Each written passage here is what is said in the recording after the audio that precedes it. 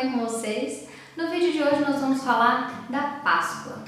Uma dúvida que não é uma dúvida isolada, é uma dúvida bastante recorrente, é a respeito do porquê os evangélicos não comemoram a Páscoa. Então, por isso eu resolvi vir aqui falar hoje um pouquinho do que é Páscoa e por que nós evangélicos não comemoramos a Páscoa.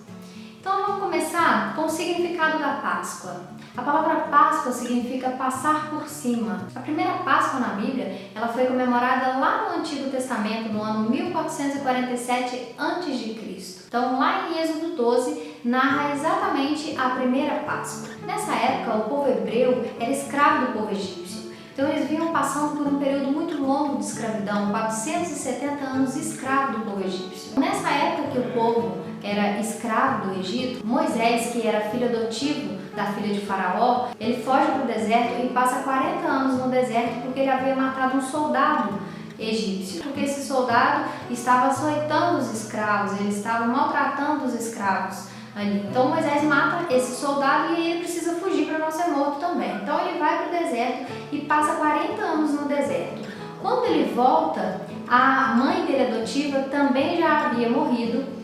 E o filho adotivo, o filho bastardo, que não era filho dela, era filho do faraó, marido dela.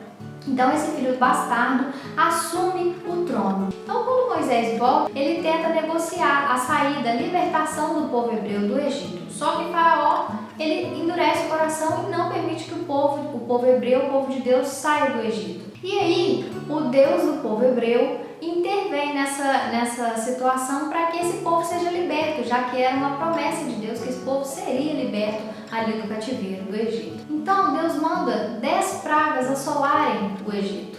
E essas 10 pragas recaíram sobre aquilo que era Deus para aquele povo, né? Então, era um povo que tinha muitos deuses. O rio Nilo, por exemplo, era o deus da fertilidade, Sol era um deus. Então, todas as pragas recaem sobre deuses do Egito.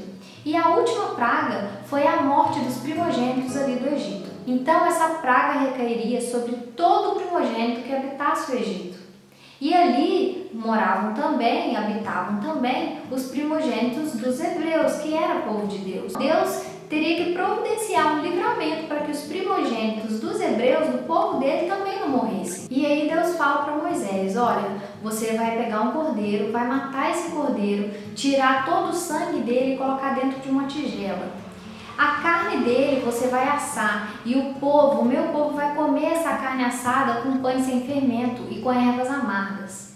O sangue desse cordeiro que você separou na tigela, você vai dar para o povo. E aí eles vão passar no umbral das suas portas, para que quando o anjo da morte venha sobre o Egito, ele passe por cima daquela casa e o primogênito ali daquela casa não morra. Então esse foi o livramento de Deus para o povo dele. E por isso a origem da palavra Páscoa, que é passar por cima. Aquele cordeiro, ele morreu no lugar daqueles primogênitos. Então o sangue ali no umbral das portas era um símbolo de vida, era um símbolo de libertação, de livramento. Aquela erva amarga que eles deveriam comer era para que aquele povo hebreu se lembrasse dos 470 anos de escravidão ali no Egito. E a carne assada e o pão era uma comemoração, era uma celebração do que havia de vir, que era a libertação do povo para a terra prometida, para a terra que havia sido prometida àquele povo, Canaã. E tudo isso como uma profecia do que havia de vir quase 1500 anos depois, quando Jesus, o Cordeiro Santo, o Cordeiro puro, ele foi crucificado, ele foi morto naquela cruz para que o sangue dele nos libertasse do nosso pecado, para que o sangue dele, a redenção de Jesus, nos livrasse de toda a escravidão do nosso pecado e nos desse um reino que não é desse mundo, não é a terra prometida mais, mas nós temos um reino que é eterno, um reino celestial, que é a vida eterna com Deus. E a morte de Jesus, ao contrário da morte ali daquele cordeiro, ela libertou não apenas os primogênitos, mas a Bíblia diz que todo aquele que nele crê vai ter vida e vida em abundância. Todo aquele que crê no Cordeiro de Deus, em Jesus Cristo, será salvo. Nós teremos a salvação eterna pelo sacrifício de Jesus na cruz. Então, essa celebração da Páscoa era exclusiva do povo de Israel. Quando nós lemos lá em Êxodo 12, 47, a gente vai ver que esse era um ordenamento, essa celebração era um ordenamento para o povo de Israel. Então, qualquer estrangeiro ali que quisesse comer, que quisesse celebrar a Páscoa junto com eles, deveria se circuncidado. Então não faria sentido hoje nós que somos salvos em Cristo Jesus, nós vivemos debaixo da lei, porque se nós formos seguir à risca, celebrar à risca a Páscoa, então todo aquele que celebraria a Páscoa deveria ser circuncidado.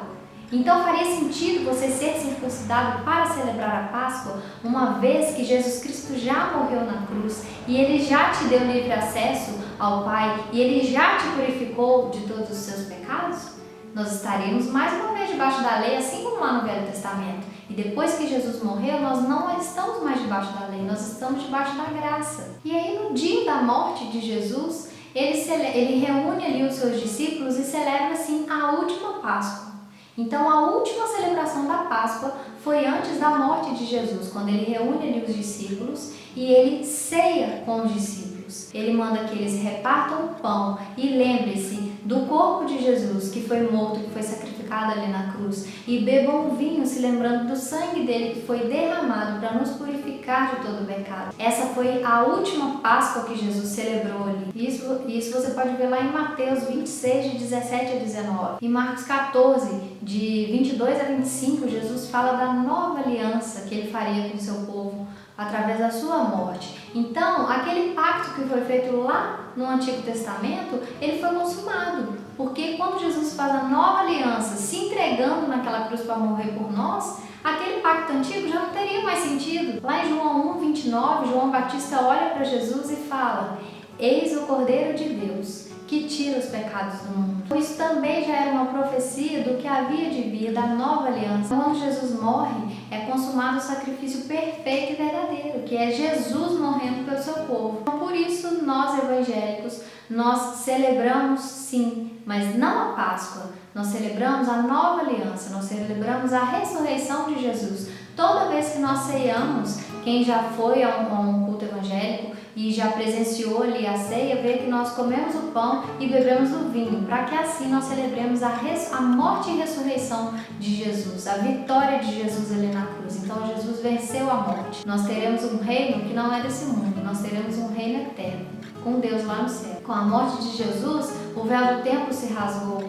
Então, hoje nós temos livre acesso a Deus, nós não precisamos mais que um sacerdote vá ali entregar sacrifício de cordeiro por nós, porque nós podemos nos arrepender, confessar os nossos pecados diante de Deus. E o Espírito Santo, que Deus enviou para que habitasse no meio do seu povo, esse Espírito Santo vai nos convencer do pecado, da justiça e do juízo de Deus. Então nós celebramos sim a ressurreição do Cordeiro Santo, do Cordeiro puro de Deus, Jesus Cristo.